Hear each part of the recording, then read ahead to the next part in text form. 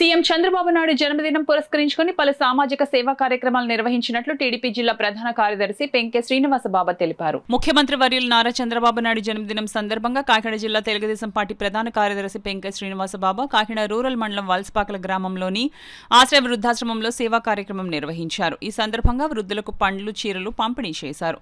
అనంతరం రమణయ్యపేట గైగోలపాడు సెంటర్లో cake cut చేసి అన్నదానం నిర్వహించారు. ఈ కార్యక్రమంలో వాసంశెట్టి స్వర్ణ, వాసంశెట్టి జయరాం, కుంచె భాగ్యరాజు, పెంకే శ్రీను, కోట కనక మహాలక్ష్మి, రామలక్ష్మి, ములసా నాగేశ్వరరావు, ములసా బాబురావు, బెంజమిన్ రాజు, గుత్తల శ్రీను, రామకృష్ణ, పాలక సుబ్రహ్మణ్యం, బత్తిన గోవింద, ఇతర నాయకులు, కార్యకర్తలు పాల్గొన్నారు. ఢిల్లీలో ఉన్న ప్రభుత్వానికి ఎంతో అండగా ఇప్పుడు ప్రభుత్వం కూడా చంద్రబాబు నాయుడు గారి ప్రభుత్వం మనకి ఇప్పటి వరకు చేసిన ఏ ముఖ్యమంత్రి కూడా ఢిల్లీలో మన జెండా మనం చెప్పింది చేసి అంత సమర్థమైన ముఖ్యమంత్రులు ఎవరు లేరు.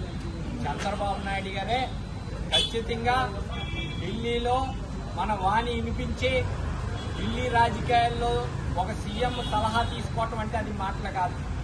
ఏ విషయం అయినా సరే చంద్రబాబు నాయుడు గారితో మొదలు పెడతారు.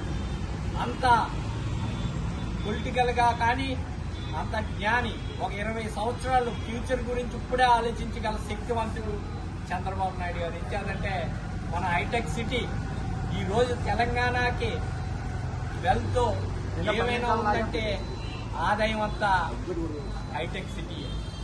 అలాంటిది మన రాష్ట్రానికి 10 లక్షల కోట్ల అప్పుతో మన రాష్ట్రం అప్పు చెప్పినా ఏ స్కీములు తగ్గకుండా అన్ని అమలు చేసుకుంటూ ఈరోజు ఆయన అమరావతిని ప్రపంచ రాజధానిలో ఒకటిగా తీర్చిదిద్దుతున్నారంటే అది అందరికీ తెలిసిన విషయం. అందరూ ముందులో ఇంత చేయగలరా అనుకున్నారు.